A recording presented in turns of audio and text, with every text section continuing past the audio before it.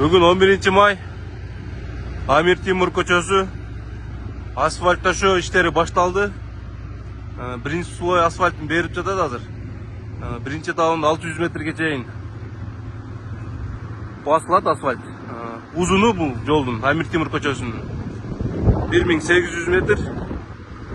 Туурасы 14 метр. Бул жана эки тарабына тротуар каралган. Катоктор коюлуп бүткөн. Жана жашыл аймактар каралган. Жумуш кызуу жүрүп жатат. Жакын күндөрү бул жол пайдаланууга берилет.